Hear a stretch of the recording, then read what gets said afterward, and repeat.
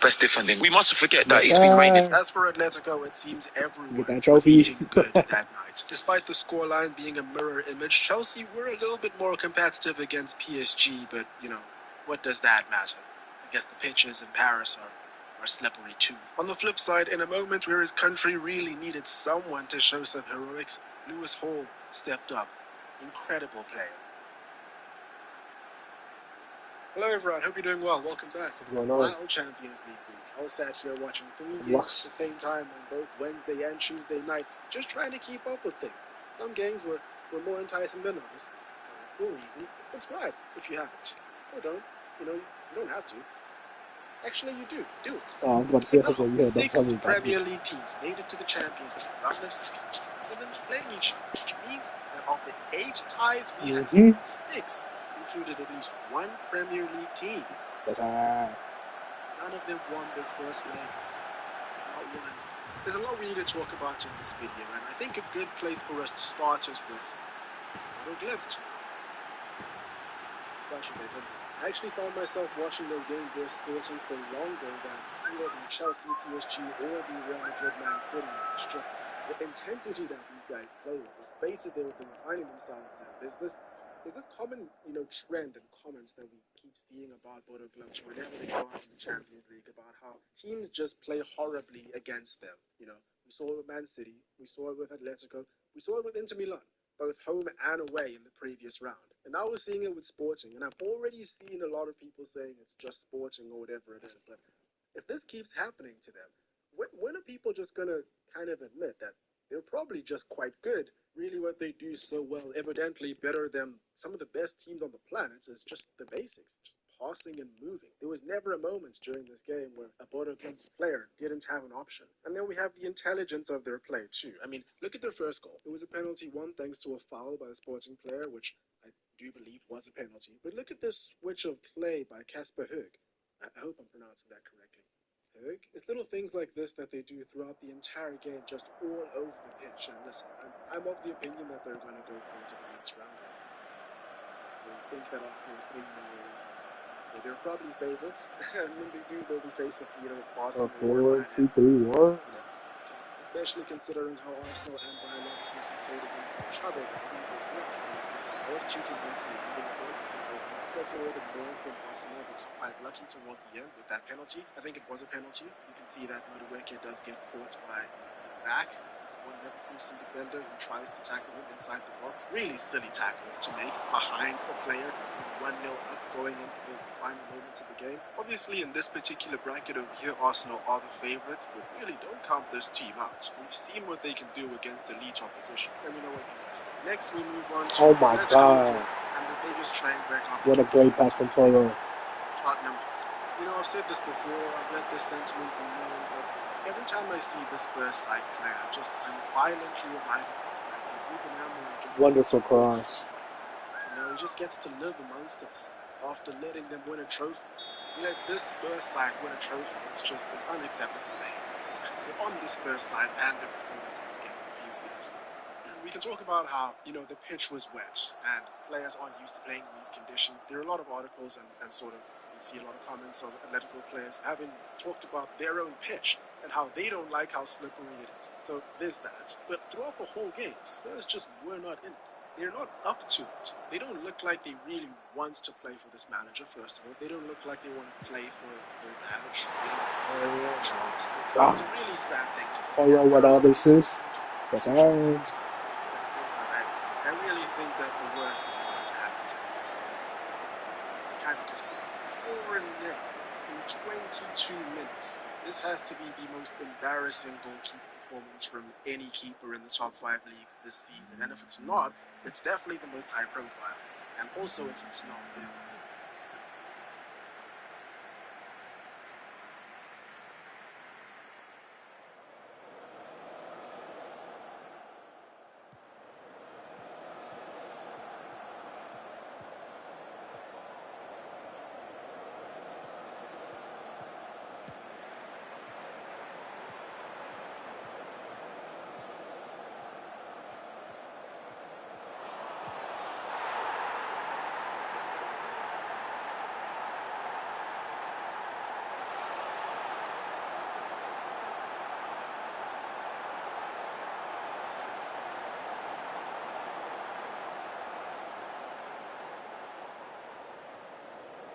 Kinski hadn't played for Tottenham Hotspur since appearing in the EFL Cup in October, a game which Spurs lost to Newcastle, I believe. He comes in here against Atletico Madrid at the Wanda Metropolitano. It was never going to be a good day for him, was it? Like, listen, I think there's a lot of blame to go all around, like we've already said. The surface, there's Igor Tudor, who probably shouldn't have put him in the first place. There's Vicario, who should have been good at his job, good enough to not need for this goalkeeper to come in and play here.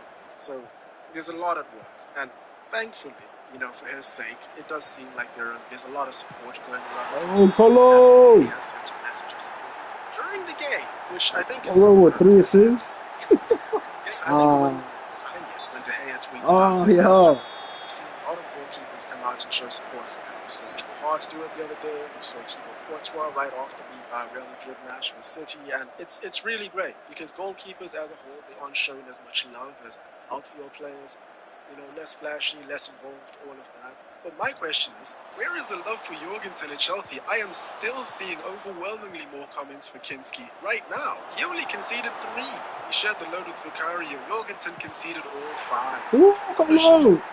Keepers that make mistakes, let's do it for everyone. I mean, I'm obviously not being completely serious. Like I said, the nature of this embarrassment for Kinski was much higher than many other keepers, and he seems to be taking in all the support quite well. All these guys also showed him a lot more support than his manager. They were doing it. Nah, this is home. I guess. I really don't have much to say about the Spurs players. A lot of criticism surrounding that as well. It's very good. Since it's very good, but just over this song.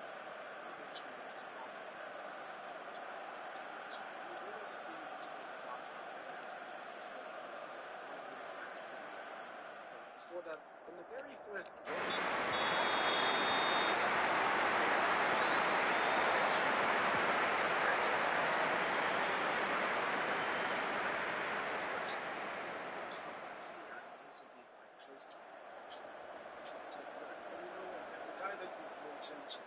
firefighting jobs and fighting with the players and not being able to get anything out of it. Everything is lost. It's on the owners. It's on the players. It's on the manager. It's on everything. It's Spurs. I don't want to talk about Spurs anymore. It makes me sad. Just like, you know, just by proximity. Antoine Griezmann. I caught a little bit of the Atletico game on the weekend versus Sociedad, and just by choice, by the way. I wasn't planning on watching this game or very much watching. It was just I went on and it was on. And I saw the Griezmann assist for the second goal, I think it was, and it was one of the most sublime goals I've just seen. Just back here, Griezmann creates it, and he did something similar in this one. Well, in terms of just deftness and touch and everything. Balls moving, and he just pushes it over for Julian Alvarez, who does a lot of work by the way to drive it all the way to the other side of the pitch and score. 5-0 goal. But anyway, that tie. I don't know what happened to our score, man. It's just... You know, given Real Madrid's form in the Champions League this season, not finishing top 8, Oh my god. Gets the round of 16, and not looking that convincing in the round of 16 against Benfica despite going through. Oh, they're scoring this position. I already see it. Yeah, they knew it.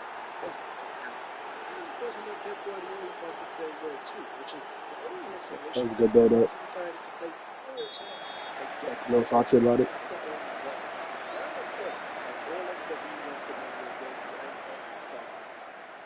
Against Real Madrid in the Champions League, for about the 15th minute of some fairly good play from City, I must admit. Rodri and Bernardo Silva, I mean the whole team with Breno, they were non-existent. And I guess one of the main reasons for that is a player in this Real Madrid side who frequently just decides to play defense, midfield, striker every game, I guess. Especially against Man City. Fede Valverde. All of his goals were bangers. Let's not forget the assists that came with them, especially the first and the last. In the first goal, Thibaut Courtois produces one of the greatest passes you'll see from a goalkeeper this year, but the amount of work that Valverde had to do here. First touch completely takes Nico O'Reilly out the game. Then goes around Donnarumma. I'm not sure why Donnarumma decides not to put his hand out to get the ball. Perhaps he thought that he was outside of the box, but it looks quite funny playing back. And then, of course, despite the open goal, this is not an easy finish. It's at an angle, and Valverde is running onto the ball at pace off balance. And then, that final final goal, listen, all of his goals were incredible, but just the final one, it really, for anyone, it puts into perspective the levels that are required at the very top of this competition. No space, precise touches. This is Mark Gahey's first ever UCL game, by the way. Welcome to the Champions League, brother. Here you go. Fede Valverde marauding around the pitch like an absolute madman for 90 plus minutes. No City player was winning their battles. Ferland Mendy was making Savinho look like an afterthought.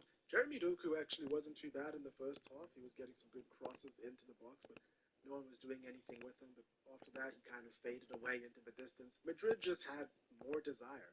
I know it's cliche, but it's true. And finally, we get to the game that had undoubtedly the best performance from an English side in this match week, and that's Newcastle versus Barcelona. Now, Newcastle, they put out one of their best performances of the entire year. They played out of their skin. Massive defensive shift, but not just that. They were attacking. They were pressing Barca very well. I'm surprised they didn't score earlier than they did. In the end, it was a great goal by Harvey Barnes, but it was coming for a while. Not just because he had hit the post earlier in the game, but I mean, if you had been paying attention to the defending that Ronald Araujo was doing throughout this game, you would have been able to tell that something was going to give at some point. He was awful. I mean, just look at this earlier opportunity over here. If Anthony Elanga gets his hit up, Barca go down early. And this happened twice in this game that I counted, from Elanga alone. And just like Arsenal, Barcelona was saved in the end by a last-minute penalty. And again, no complaints from me. It was a penalty. Dani Olmo was a very slippery customer in these tight spaces, so it's unfortunate. When Lamine Yamal scored the penalty, I was kind of surprised because I kind of forgot that he was on the pitch. That's how good of a job Lewis Hall did on him. I was just getting these flashbacks from when Manchester United played Newcastle United a couple of weeks back. That's a great player, honestly. He's quick. He's incredible in defense and in attack. In the battle between, I guess, him and Nico O'Reilly, it's probably him, right? It is a bit of a tall ask for Newcastle to go over to the Camp Nou, but they have proven that they're able to go toe-to-toe against this Barcelona side. So, I really write them off, yes. I do think that Barcelona is probably going to go through here because we'll see. What do you guys think? And I didn't Cherokee on Ivy, Gahey. It's so good. By the way, to pay all that much attention to Chelsea versus PSG mistakes. Sorry, from Chelsea's goalkeeper Jorgensen. There's something in the water going on this week, isn't there? With these goalkeepers. Because even when Oblak made The Jersey Flyers? the second goal for Tottenham Hotspur, didn't he? He passed it straight to a Spurs player in the midfield and Solanke then drove it home. So, yeah, not the best match for the goalkeeper. And then Liverpool, of course, lost to Galatasaray. Oh. I guess showing the Borussia Dortmund elsewhere, not leaving anything to chance that Dortmund did fumbling their lead against Atalanta in the previous week. Oh my God, that was a great run from Silva. How did he? Oh my last, but that was just a great run. I wouldn't be surprised if he is offside. Okay. That was a great run. Hooked it in from over here. Look at that. Wow. You can join for free. All the good stuff. Yeah. That's a good finish. Hope you guys enjoyed. Hope you're having a great day. Cheers. We'll catch you next week. Bruno Fernandes, man. Surely this guy is the best player in the league right now. You put players that can actually finish in front of him, and boom, 16 assists and counting. It's crazy what you can achieve when you play him as a 10, which is what makes the fact that someone decided he was better suited elsewhere questionable. You know who you are.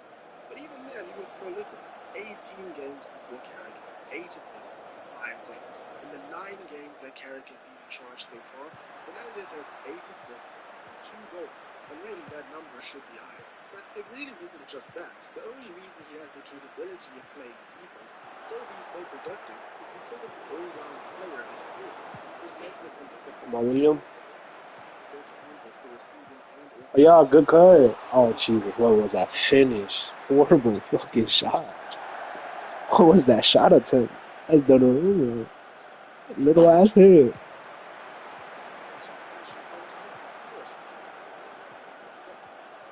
Just don't ask them to jump. Rather Sheshko. Just shoot. In the latest edition of the Champions League as well, Chelsea have Okay. to some sort of Interception. ritual to end this rock culture. It didn't work. The left can't quite understand it. Liverpool, although nowhere near as severe as Spurs, actually have no view, they are also Al Horford this season. Fantastic tackle, defender, and midfielder. He's been Don't do that. And the Dominic Straight finish. And if we keep going like this, next season, we should be happy.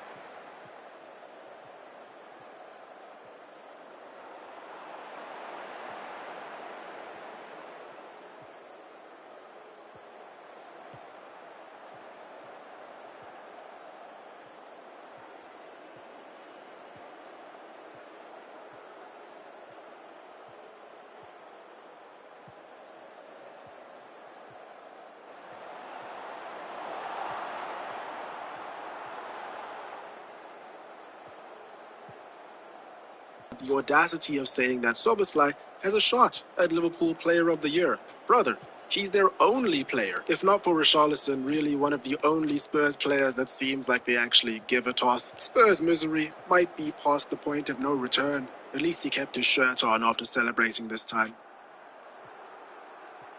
Hello everyone, hope Oh you're my doing God, well. we're cooking. Welcome back. Bruno Fernandes take a is call. just magic. He's only 5 assists away from breaking the all-time Premier League record of 20 assists that was set by both Kevin De Bruyne and Thierry Henry. And he's already broken the Manchester United assist record set by David Beckham. Oh my God, Davis, Ben, what the bro, It really is that's a shame penalty that of hell, bro. players Ain't no way VAR is gonna be on our side now, bro. That's a penalty. I guess goal shot about twice in this video. No shot. Of him needing better players, better finishers. I'm not even surprised. The value that he brings. I can't think of any other time other than Nah, shoot. Oh my God, Haaland. 21 when they Haaland. He's going right. He's going right. along with Love. I knew it. I knew it. I knew it. He's just stepped up so well for one. He racked those numbers up. This is helped by Casemiro's ever-present head. It seems that those two are now the most prolific scoring combination in the Premier League so far this season. And you know, me, along with several other people that follow Manchester United, are kind of left thinking how this team is actually going to survive without these two. Casemiro, we already know, is leaving at the end of the season. Bruno Fernandes, we've already established he is the sort of player that can play on for a very long time. Doesn't rely on his physical qualities.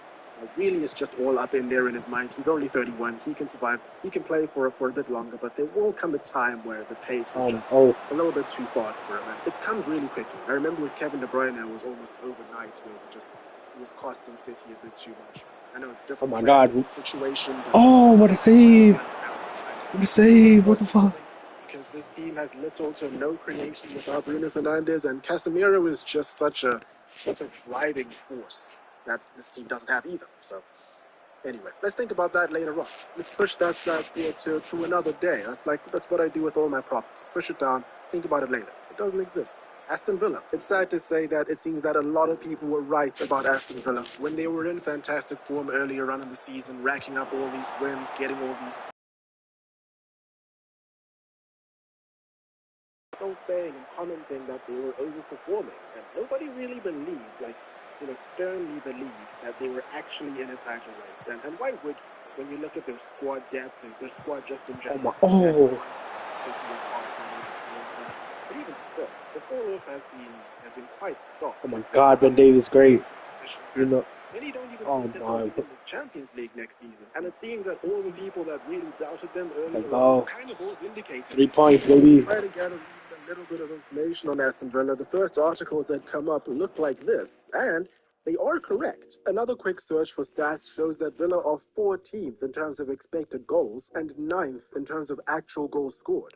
5th in terms of expected goals against, and 13th in terms of actual goals conceded. And they find themselves in 4th place. And yes, I'm well aware that these Bournemouth is second. somewhat overinflated in terms of their importance when it comes to general football discourse, but it's also hard to argue against the fact that they seem quite relevant, and they do paint a picture that seems truthful, especially when you look at Aston Villa's current stats right now since the turn of the year. They've only won 3 games in the Premier League since the 27th of December, and they've only picked up 12 points out of a possible 36 in that same time frame. And, it seems like all of their previous overperforming is coming back to kind of balance the scales a little bit right now. And Unai Emery is just such a fascinating case. I have said I'm still working on that Arsenal Unai Emery video.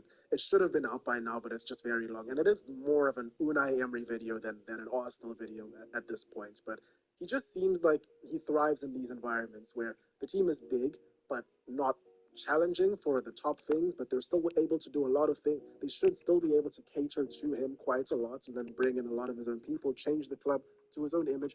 He wasn't allowed to do that at Arsenal, which is a lot of the reason why he failed, but I guess you'll see that in the video. But he does such a fantastic job of lifting certain clubs of a certain stature into great positions, but he seems to just struggle to push forward into that next stratosphere of greatness. And obviously it's not an easy thing to do, but yeah, it's happening again. Anyway, let's go on to the match. So Man United were looking very sharp, as you would expect. They hadn't played for about 2 weeks by this point.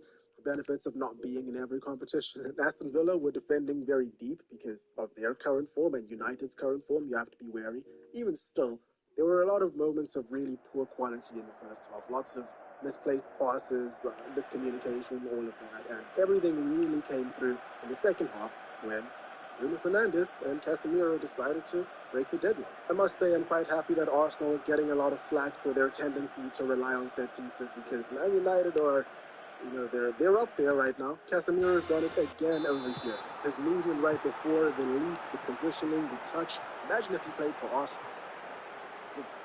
Shudder at the thought. But I think it was a very fun game to watch. Out of the two games that came on that Sunday, the two big games, Liverpool Spurs as well as United Villa, this one was the one that was a bit more exciting, particularly that second half. At one point, United decided to just not play anymore, kind of take their foot off the pedal and let Villa attack them. And sooner or later it was going to result in a goal for them. And it did. Of course, I have a few issues with this Barkley goal. Quite a few things didn't really add up. In the lead up to this goal, we have Tyrone Mings handling the ball, and then the ball comes back into it, and Ross Barkley shoots. Great shot, great finish. But Amadou Onana is standing in front of Lemens. He's not obstructing his vision, so Lemens can still see the ball coming in. But he's still in an offside position. The ball clearly touches him, or at least grazes the back of his shorts, and then it goes in. Now, the question of isn't really a question at all. He's clearly not. There are a lot of angles that show that Lemens can see the ball, how the ball is shot and its trajectory throughout, but he clearly is including Lemens' decision making. Kind of hard to argue against that. He's in an offside position. The ball does touch him. Yes, it's not a significant touch, but I think that if you're in Lemens' mind, he can't really make a decision until he sees where the ball goes after that touch. But again, maybe that's just some bias coming through for me. It's a lot easier to discuss these sorts of things and not be upset about them. Okay, Simmons. But the game did go United's way. But what do you guys think? Just like the goal, he comes through with another incredible delivery for Mateus Cunha, who makes it 2-1. And that pass in behind was on for a very long time. And that period where the game was just a bit of a scramble and both teams were really going at it and throwing everything at each other. And Bruno, right before this pass goes through to Cunha, you can see he makes that run and isn't found. When Cunha does it, it was just going to happen. It was always going to happen. Great pass, great finish, and Benjamin Sesko comes in and scores. No, he's on time. Finishing it. No, it's my daily reminder that one of the main reasons brought Sesko. It's funny how things work out. And then, of course, we have the Rasmus Højlund comparison.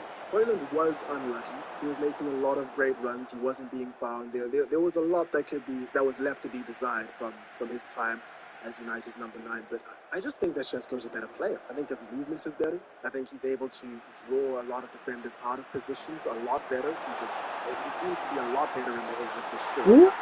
That is he. Better at United, so long as he just becomes a bit more selfish. But just again on Bruno Fernandes and the quality that he's bringing final delivery that no one else is able to match, not even by a fraction. Diallo is inconsistent with all of his crosses. I don't know how many crosses Diallo puts in per game, but one of them is decent out of like the 12 or so. Benjamin Sesko, we saw later in the game, he tries to find Amad Diallo and he just misses entirely. And then a couple minutes after that, Amad Diallo tries to find Benjamin Sesko and it's a terrible ball too. It's a problem that we should deal with later on. As I said earlier, let's forget about it. Michael Carrick is making a really, really strong case that he needs to remain in that position. Aston Villa, obviously great team, but I guess they're not ready to really consistently push to a high level. And I guess the main reason is because I'm going to have to explain to my grandchildren that they did not score in this situation, which Anyway, let's talk a little bit about Liverpool versus Spurs. So I guess it's more or less confirmed that this season is some sort of a fanfic written by an Arsenal fan. It's the only way that you can explain Spurs' malaise. I thought he shot it. That the City have just dropped points against a relegation. Oh, he did. That's the second week in a row. Going first against Forest and now against West Ham. But still, going into the game against Liverpool, I thought that Spurs had the chance to do a really funny thing. And they kind of did, in a way, coming away with a point. Neither Spurs nor Liverpool draped themselves in glory here, but I must say that the refereeing in this game genuinely made no sense. I was scratching my head almost the entire game, wondering how things weren't called. So many fouls, so many corners were missed, a couple penalties were missed. Vicario at one point just straight up rolled out of play with the ball in his hand. played on. How is this allowed to happen? What is the linesman looking at? Liverpool's first goal was courtesy of a free kick that was very soft in terms of how it was won, but still there was contact, and I guess that's all you need these days. But even going above and beyond that, there were so many instances throughout the game with challenges exactly like that, way more physical, that weren't called. This one was. And coincidentally, it was a really great spot for Dominic Soboslai. But even further down,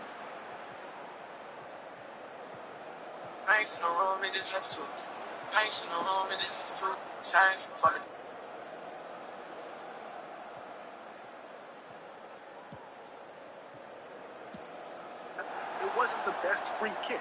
Vicario was just bad. How has he not saved this? And contrary to popular belief, as a spectator, I'm extremely self-aware in saying that I would never be able to save goals like that. Neither would you watching this. But I feel like we see goalkeepers make these saves all the time. And Vicario is someone who, I think when he first came into the Spurs side, was praised quite a lot for his shot-stopping ability. And now it seems it's all gone. Everything. Which you would have probably hoped as a Liverpool supporter that they would have taken a little bit more advantage over, but they just didn't. Spurs had many chances to get back into the game, of course, courtesy of some really questionable defending from Liverpool, but they just weren't penalised as much as they should have. Again, let's take a look at another piece Madison, of questionable what the? refereeing. We have this Oh moment my over God, here where's with everybody Richarlison at? being pulled down by Virgil van Dijk. Richarlison does manage to get a shot off, but nothing is called. The game just goes on. The man is actively being pulled down and nothing is happening. And the worst thing about this is that situations like this make people understand and get on board a lot more with people that dive and that try to cheat the system in that sort of way. Because if Richarlison decides to go down over here and doesn't get his shot off, he probably gets a penalty, right? Although I don't know if that's true because Spurs actually, get this, have not had any penalties. Which just shows that they have some but still, let's look at another example of what happens to Spurs. Last week, Richie van der Ven does pretty much the exact same thing that Virgil van Dijk did to Richarlison here, but he does it against this man Star against Crystal Palace, and he gets the goal too. Palace gets a penalty, and the entire game is moving on. It was the right call. It's a foul, it's a penalty. Opportunity. Just like how, I guess, you could argue that Kolomuani pushing Gabriel is a foul in the box, which brings up the question of why this same infringement is not called when it happens to Spurs. So if you are a Spurs supporter, I think this season you are well within your right to say, yes, we've been horrible, but also, man, the elements have not been in our favor because they haven't. At the very least, Richarlison was able to secure a point at the end of the game, and I think that point will go quite a long way towards survival, if it were to happen. And I can't believe that we're talking like this about Tottenham Hotspur, man. Survival. 2026 is a wild year. So this is what we're looking at right now. Arsenal now 9 points ahead. City, of course, have that game in hand, but realistically, barring something tragic happening, which is looking less and less likely by the week, I think that Arsenal are going to walk away with this. City and Arsenal, of course, still have to play each other, but Arsenal have a superior goal difference. They can afford to lose twice. Another reason why this won't happen is that their defense is simply remarkable, and just about every player in that back four, including all of the backups for the back four, can play across the defensive line. And City will essentially have to win it. Sansa first appeared as a character. The character was a little misunderstood. Fans would sometimes not be so nice to you. Is that right? Yeah, I one time went out with Maisie, who plays Arya on the show, and this guy came over to Maisie and he was like, I love you so much, you're amazing in the show. But then I was like, you know what, he's probably just going to see me in a second and be like, I love you. And I was like, oh God, here we go. And then he was like, could you take a photo of Maisie and I for me? And I was like, yeah, sure. Clearly he just hasn't recognized me yet.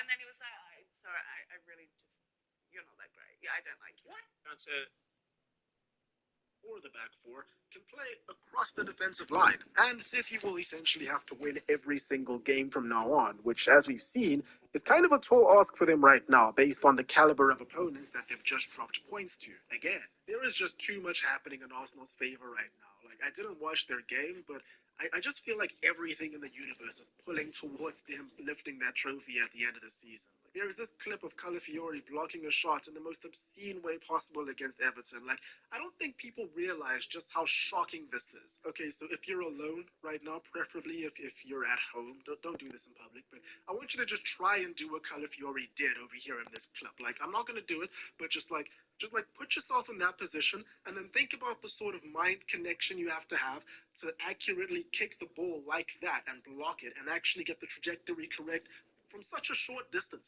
It's crazy. And then you have a 16-year-old coming onto the pitch, inspiring the first goal right before the end of the game, and then scoring a second in pretty much the final kick of it. It's like I said, man, Arsenal supporter fanfic. It's the only explanation for this. And there we have it. Unai Emery video will be out soon. Hopefully. That's all for me today. Hope you guys enjoyed. Hope you're having a great day. Cheers, and I will catch you in the next one. What is going on, my friends? Gonna break down the defensive attributes in 2K26. You guys have been asking for this build for a little bit now, so I'm gonna talk about it. Now, I'm gonna talk about each of these 4 things: interior defense, perimeter defense, steal, and block. Talk about it at each badge level, potentially breaking down, is it worth it, is it not? And then obviously with defense, I think physicals is obviously very, very important. So we're going to talk about that in today's video. Very informative. Bobby informative today. Now, talking about defense, I'm not someone that believes in high steal. I'm not someone that believes in high interior. I can see the benefits of high perimeter, and I can see the benefits of high block. That's in the grand scheme of things. I have builds like 6'8", 6'9", that don't have crazy speed and agility. 6'8" with 89 speed, 88 agility, 92 rim, very low steal, very low block, and obviously hardly any interior. I have a bunch of different big builds or big guard-like builds, 6'11", 6'9". If you're new to the channel, you can click on the channel and you'll see those videos. I've been posting a lot about those 2 builds recently, but you know, this is kind of the beginning of the end for defense. It really started last year, in my opinion. Contests last year were really bad, but at least last year, you know, I guess maybe you could say that last year was the beginning of the end, but you know, last year you could steal. Like, steals were very good. Like, I really liked 85 steal right here. That's going to get you, 85 steal, interceptor on gold, glove silver. That was really good. But now this year, not only are contests still horrible, you can argue that they're worse. I think it's about the same. Last year was pretty bad. But now steals. So, you know, defense is really starting to go down. I feel like they're kind of taking this turn on, like, what Madden is doing. I'm playing a lot of Madden lately, and Madden, you know, the defense is nerfed compared to none of the DBs or defensive backs or back safeties has the speed of what the receivers are on offense. So, you know, every user in the game is pretty much at a disadvantage in defense, kind of trying to keep the bad players to keep playing, you know, Madden. I feel like 2K is doing the same thing, so that's kind of my rant right there, but let's get into the breakdown a little bit. Now let's talk about interior, because I think this will be short and sweet here. I'm on a guard build, so maybe we'll go up a little bit. We'll be really, really fat here and talk about interior. Now, looking at interior, when it comes to the badges, you get off-ball pass with this interior. Those go hand in hand. You can get that with perimeter. That's really where you're going to make the most of an off-the-ball pass badge. Paint controller, obviously, you also need block with that, and then post lockdown. So when you think about these badges in general, all right, off-ball pass, pretty useless. I mean, it's as useless. Jesus, dude, what? Why? Why, Polo? That's a penalty. That's obviously a penalty. Just to get this up to like a goal, let's see what you need. 68 perimeter to get it up to silver, 80 perimeter to get it up to gold, 87 to get it to Hall of Fame. So, you know, It's a good goal, man.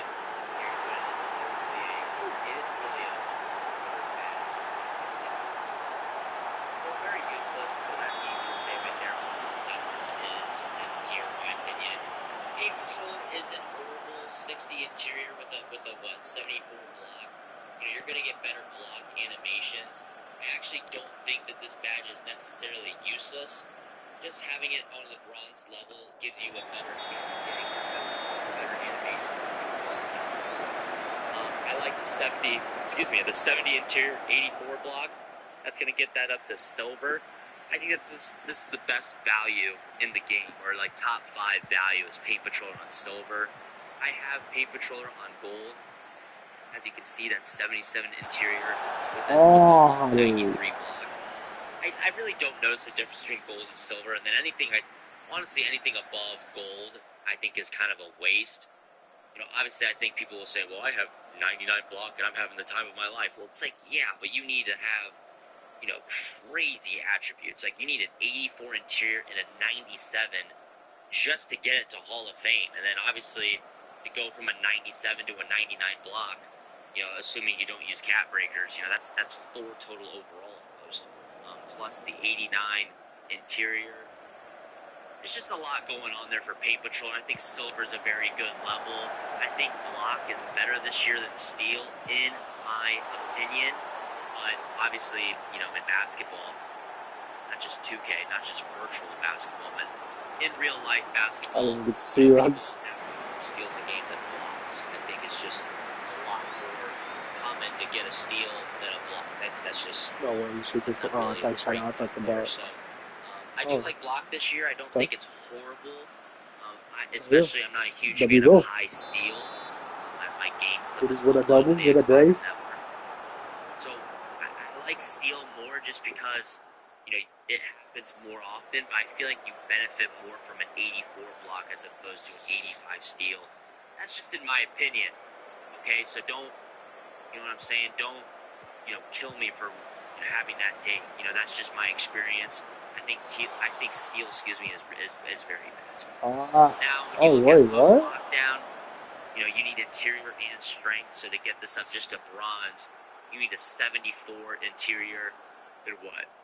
A 70 strength. So as a big, that's kind of something that you're just gonna have off the rip. If anything, if you're a big in this game, you're gonna have a lot of strength. I imagine probably at least 91 if I had to guess. If you're like a true big. Having a 91. You're Charlison. Interior, to get that post lockdown up to silver, 88 with that 9 strength, 50 gold. I don't see a reason to go above gold. I do see the benefit of having higher interior when it comes to just the attribute number. I don't think you need a high number to stop, a post move. I think you might be kind of close regardless of your. Excuse me. You might be kind of close to get to post moves, no matter your interior. Like, I think that you have a good chance of stopping it. You have a better chance of stopping it. But, I'm stopping people with 82 interior pretty consistently. I just kind of guess what they're doing. Boy Davis. Boy Ben. When it comes to any of my builds that dunk a lot, like, I'm dunking on people with high interior.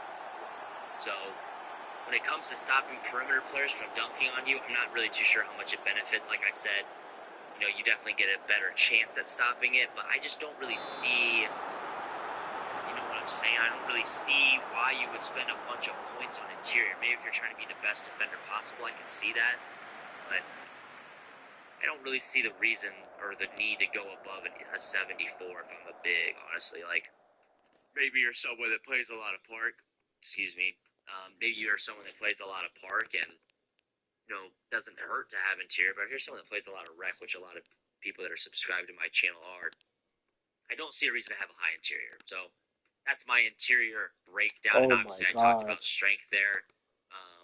Very important there to have strength when it comes to interior. Excuse me. Recovering from a sickness. I had no voice for a week. Literally couldn't speak. I also coach as my job. So screaming at players, I lost my voice. So still kind of rebounding off of that. Now, looking at this build, let's look at this. Let's get smaller here. Actually, let's be a guard. Talk about some of this this perimeter here. I mean, if you're looking at perimeter in terms of challenger, right? You got challenger, on-ball menace, immovable, pick dodger, off-ball pass. We already talked about off-ball pass, so we're not going to talk about it anymore. Challenger's useless, in my opinion, right? You start getting it at, 71? Sure. This game there's no such thing as a closeout. You literally have to do a flyby. Flyby meaning